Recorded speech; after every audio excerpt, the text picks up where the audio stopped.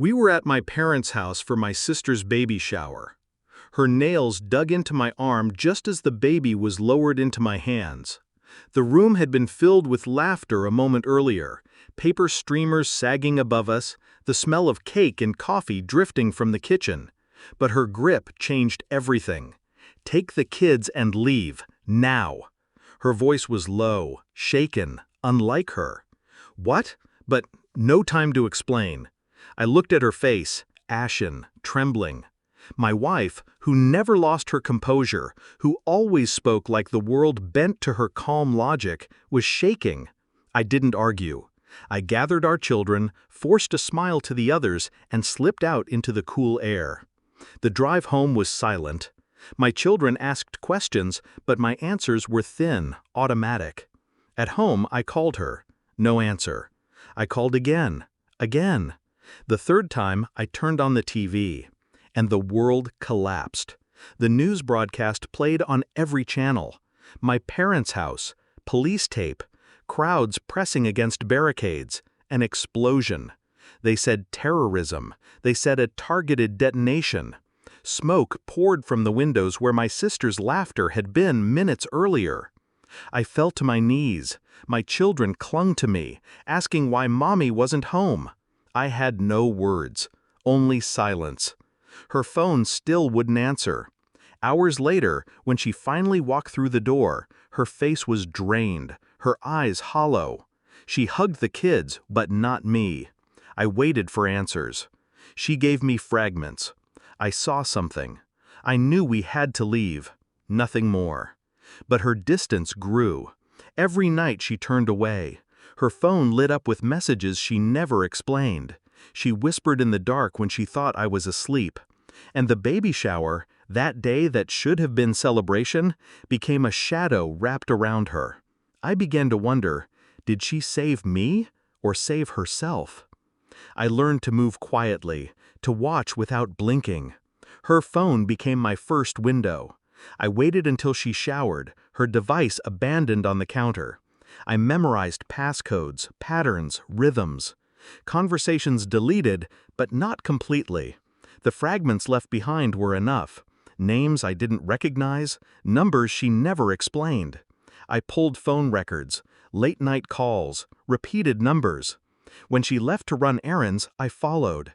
She didn't go to the store. She didn't go anywhere near it. Instead, she parked near the river, a black sedan pulling in beside her. A man, too close, too familiar. I stayed in my car, fingers tight on the wheel, watching, not acting. At home, I began gathering pieces, quiet, invisible. DNA kits ordered under false names, receipts hidden, swabs taken when no one noticed, our youngest child's toothbrush, my own, hers. Days turned into weeks, my calm demeanor hiding the storm beneath.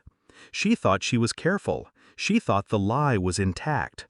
But lies leave residue, and I was patient enough to gather every fragment. The results came in a thin envelope, heavier than any weight I'd ever carried. One child was mine. The other wasn't. The man by the river, the one she risked everything to meet, he was in the blood. In the eyes I'd pretended not to notice were different. I said nothing for days. I let silence carve its way through the walls of our home. Finally, I set the report on the table. Just paper, just numbers, but it hit harder than any scream. She froze when she saw it. Her face broke. Tears spilled, words tripping over each other, apologies, explanations, excuses. I stayed quiet, too quiet. My stillness frightened her more than any rage could. When she reached for me, I pulled back. When she begged me to say something, I let silence answer. The truth was already too loud. That night, I drove her to the very house she had forced me to abandon, the place where my sister, my parents, my family had died. The charred skeleton of the home still stood. The smell of ash clung to the air, refusing to leave. "Why here?" she whispered. I handed her the second envelope. Not just the DNA, phone logs, photos, copies of everything. Her lover's number circled in red, his name written beside it. The man tied to the investigation, the one suspected of planting the device. Her silence confirmed everything. "You didn't save me," I said. My voice was calm, steady. "You saved him. You knew what was coming. You knew, and you stayed long enough to make sure I would leave." Her knees buckled. She tried to deny, but denial had no air left to breathe. I left her there, standing in the ruins, clutching the proof of her betrayal. The house wasn't the only thing reduced to ashes. At home, the children slept soundly. I sat in the dark, watching them. One mine, one not, but both innocent, both victims of her choices. I felt nothing toward her anymore. Not love, not hate. Only clarity. I would raise them, protect them. They would never know the weight of her betrayal, never know the truth of the man who shared their blood. That was my revenge. Her silence, her absence, her life reduced to secrets she could never speak. I had thought the explosion destroyed my family, but it had only revealed what was already burning. And now I was free of the fire. She destroyed everything to protect her lie, yet in the end, I walked away holding the only truth that mattered. She was nothing, and I had already won.